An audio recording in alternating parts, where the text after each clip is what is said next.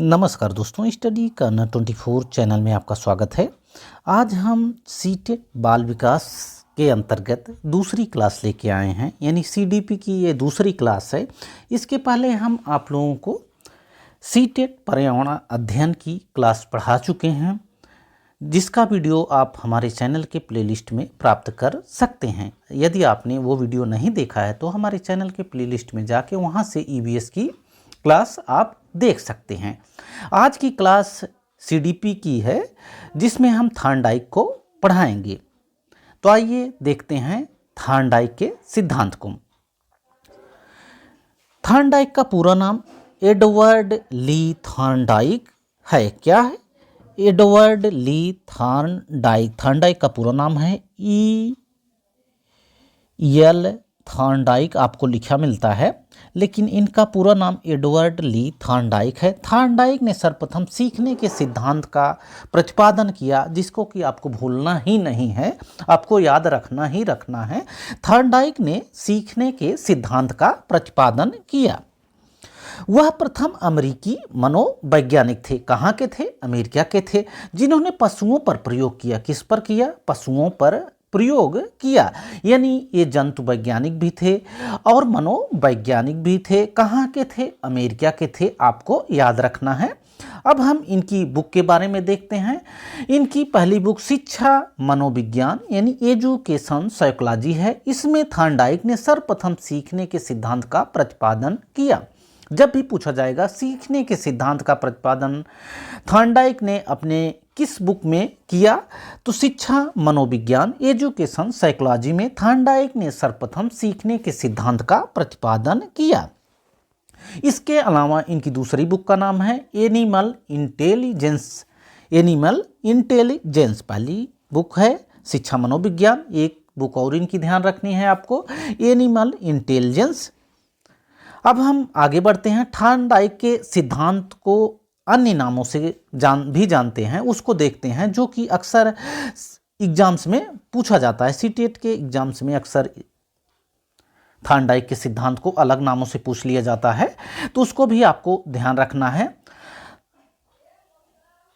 उद्दीपन अनुक्रिया सिद्धांत या यसार सिद्धांत या यसार बॉन्ड कहते हैं। थॉर्नडाइक के सिद्धांत को उद्दीपन अनुक्रिया का सिद्धांत या यसार बॉन्ड कहते हैं। इसको आपको ध्यान रखना है। जब भी यसार बॉन्ड के प्रतिपादक पूछा जाएगा तो आपको थॉर्नडाइक लगाना है, यानी उद्दीपन अनुक्रिया सिद्धांत थॉर्नडाइक के सिद्धांत को कहते हैं। इसके अलावा प्रयत्न एवं भूल का सिद्धांत भी कहते हैं। प्रयत्न एवं भूल का सिद्धांत भी कहते हैं। थॉर्नडाइक के सिद्धांत को प्रयत्न एवं भूल के सिद्धांत भी कहते हैं। इसके अलावा प्रयास एवं त्रुटि के सिद्धांत के नाम से भी जाना जाता है। प्रयास एवं त्रुटि के सिद्धांत के नाम से भी थॉर्नडाइक के सिद्धांत को जाना जाता है। इसके अलावा संयोजनवाद का सिद्धांत एवं संबंधवाद का सिद्धांत भी आपको ध्यान रखना है। यानी थॉर्नडाइक के सिद्धांत को अन्य नामों से भी जाना जाता है, जैसे उद्दीपन अनुक्रिया का सिद्धांत, यसार बॉन्ड, प्रयत्न एवं भूल का सिद्धांत, प्रयास एवं त्रुटि का सिद्धांत, संयोजनवाद का सिद्धांत एवं संबंधवाद का सिद्धांत। इतनी सारी बातें आपको ध्यान रखनी है। थॉर्नडाइक के सिद्धांत को अन्य नामों से जानते हैं, यह एग्जाम्स में पूछा जाता है। जब भी यसार बॉन्ड की बात की जाएगी तो आप समझ लीजिए थॉर्नडाइक के सिद्धांत की बात की जा रही है। अब हम आगे बढ़ते हैं और देखते हैं इनका प्रयोग। थॉर्नडाइक ने अपना प्रयोग जो है एक भूखी बिल्ली के ऊपर किया। किस पे? थॉर्नडाइक ने अपना प्रयोग भूखी बिल्ली के ऊपर किया। थॉर्नडाइक ने एक भूखी बिल्ली को एक ऐसे पिंजरे में बंद कर दिया जिसका दरवाजा एक लीवर को दबाने से खुलता था। एक लीवर माने थॉर्नडाइक ने एक भूखी बिल्ली को ऐसे पिंजरे में बंद कर दिया जिसका दरवाजा लीवर को दबाने से खुलता था। पिंजरे के बाहर एक तस्तरी में खाना, जिसमें मृत मछलियों को रखा गया था। किसको रखा गया था? मृत मछलियों को रखा गया था। इस प्रकार रखा गया कि बिल्ली खाने को देख वह सूंघ सके तथा खाना प्राप्त करने के लिए पिंजरे से बाहर आने के लिए प्रयास करे। पिंजरे में भूखे बिल्ली को बंद करने पर बिल्ली ने पिंजरे में इधर से उधर दौड़ लगानी तथा अपने पंजों व मुंह से पिंजरे को छड़ों व डोरी को खींचा, वह काटने का प्रयास किया तथा अंत में वह अनजाने में ही लीवर को दबाने में सफल हो गई। अनजाने में ही वह लीवर को दबाने में सफल हो गई, जिससे पिंजरे का दरवाजा खुल गया। बिल्ली ने बाहर आकर भोजन खा लिया। थार्नडाइक ने शीघ्रता से दूसरे प्रयास के लिए बिल्ली को पुनः पिंजरे में बंद कर दिया। इस बार बिल्ली पहले से थोड़ा जल्दी ही लीवर को दबाकर पिंजरे का दरवाजा खोलने में सफल हो गई। थार्नडाइक ने देखा कुछ प्रयासों के बाद बिल्ली अनावश्यक तथा अवांछित क्रियाओं को कम करने लगी एवं शीघ्रता से लीवर को दबाकर पिंजरे का दरवाजा खोलने में सफल हो गई। यानी वह अब यह जान गई कि लीवर को दबाने से ही दरवाजा खुल जाएगा। इससे थार्नडाइक ने निष्कर्ष निकाला। निष्कर्ष में इन्होंने पाया कि उद्दीपक व वांछित अनुक्रिया के बीच एक बंध यानी बॉन्ड बन गया है। कई बार बिल्ली पिंजड़े में अनेक क्रिया करती है। अचानक लीवर पर पंजा मारा और लक्ष्य प्राप्त कर लिया। अनुक्रिया द्वारा उद्दीपन को प्राप्त करने की क्रिया को प्राणी सीख जाता है, वह अनुबंधन कहलाता है। यही निष्कर्ष निकलता है इनके प्रयोग से। तो हमको ध्यान रखना है, आपको ध्यान रखना है कि जो बिल्ली थी कैसी थी? बिल्ली भूखी थी, जो कि अनुक्रिया करती है यानी रिस्पॉन्स। और मृत मछली थी, मछली जो रखी हुई मांस का रखी गई थी वो कैसी थी? वो मृत मछली थी जो कि उद्दीपक थी यानी स्टिमुलस कैसा था? मृत था, जो कि मछली थी। इसके अलावा जब यह सब सीखने के बाद थार्नडाइक ने अपने निष्कर्ष निकाला कि बार बार प्रयास करने के बाद त्रुटियां अपने आप समाप्त हो गई और बिल्ली यह जान गई कि लीवर दबाने से ही दरवाज़ा खुलेगा। वह भोजन को आसानी से प्राप्त करने लगी। अब हम आगे बढ़ते हैं। थार्नडाइक ने कुछ नियम दिए हैं जिनमें इनका मुख्य नियम है और गौड़ नियम है। ज़्यादातर एग्जाम्स में पूछा जाता है मुख्य नियम, लेकिन गौड़ नियम को भी आपको याद रखना है। इनके मुख्य नियम 3 हैं। पहला प्रभाव का नियम, दूसरा तत्परता का नियम, तीसरा अभ्यास का नियम। थार्नडाइक ने जो मुख्य नियम बताए उसमें इन्होंने 3 नियम दिए और गौड़ नियम को इन्होंने 5 नियम बताए। मुख्य नियम में पहले हम प्रभाव का नियम देखेंगे, इसके बाद तत्परता का नियम देखेंगे, फिर अभ्यास का नियम देखेंगे। थार्नडाइक का नियम बताता है कि जिन कार्यों को करने से व्यक्ति को संतोष मिलता है उसे वह बार बार करता है तथा जिन कार्यों को करने पर असंतोष मिलता है वह उन्हें नहीं करना चाहता है।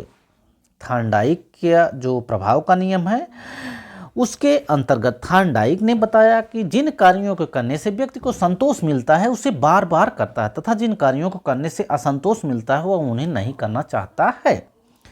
इन्होंने तत्परता के नियम में बताया कि जब कोई प्राणी किसी कार्य को करने के लिए तैयार होता है तो उस कार्य को करने से उसे आनंद आता है और उस कार्य को वह जल्दी कर लेता है तथा जिस कार्य को करने में उसे रुचि नहीं होती है उस कार्य को उसका मन नहीं लगता है। जिस कार्य करने में उसका मन रुचि नहीं होती है उस कार्य में उसका मन नहीं लगता। यानी किसी कार्य को करने के लिए तत्परता आवश्यक है। इसके बाद इन्होंने अभ्यास को नियम को बताया, जिसमें इन्होंने बताया कि किसी कार्य को बार बार करने या दोहराने से उस कार्य को जल्दी सीखा जा सकता है। किसी कार्य को बार बार करने या दोहराने से उस कार्य को जल्दी सीखा जा सकता है। जैसा कि कहा भी गया है, करत करत अभ्यास ते जड़मत होत सुजान, रसरी आवत जात ते सील पर पड़त निशान। अर्थात अभ्यास करते रहने से मूर्ख व्यक्ति भी विद्वान बन जाता है। ठीक वैसे ही जैसे कुएं की जगत पर बार बार रस्सी के आने जाने से निशान पड़ जाता है। तो आपको ध्यान रखना है कि थार्नडाइक के मुख्य नियम 3 हैं। प्रभाव का नियम, तत्परता का नियम और अभ्यास का नियम। इसको आपको भूलना ही नहीं है। अब हम आगे बढ़ते हैं, इनके गौड़ नियम भी देखते हैं। थार्नडाइक के गौड़ नियम, इन्होंने गौड़ नियम को 5 बताया, जिसमें आपको इसका नाम तो ध्यान रखना ही रखना है। इनके मुख्य नियम 3 हैं और गौड़ नियम 5 हैं। गौड़ नियम में बहु प्रतिक्रिया का नियम है, मनोवृत्ति का नियम है, आंशिक क्रिया का नियम है, आत्मीकरण का नियम है और सहचर्य का नियम है। सीटेट के एग्जाम्स के लिए इनका नाम आपको ध्यान रखना है। गौड़ नियम 5 हैं। गौड़ नियम जो थार्नडाइक ने बताए वो 5 हैं। पहला बहुप्रतिक्रिया का नियम, दूसरा मनोवृत्ति का नियम, तीसरा आंशिक क्रिया का नियम और चौथा आत्मीकरण का नियम और पांचवा सहचर्य का नियम। तो थार्नडाइक ने 2 नियम बताए, पहला मुख्य नियम, दूसरा गौड़ नियम। मुख्य नियम में इन्होंने 3 बताए, प्रभाव का नियम, तत्परता का नियम और अभ्यास का नियम। गौड़ नियम में इन्होंने जो 5 बताए उसमें बहुप्रतिक्रिया का नियम है, मनोवृत्ति का नियम है, आंशिक क्रिया का नियम है, आत्मीकरण का नियम है और सहचर्य का नियम है। अब हम आगे बढ़ते हैं और देखते हैं थार्नडाइक के सिद्धांत की कक्षा में उपयोगिता क्या है। यह सिद्धांत यानी थार्नडाइक का सिद्धांत सीखने के सिद्धांत पर अधिक बल देता है। किस पे?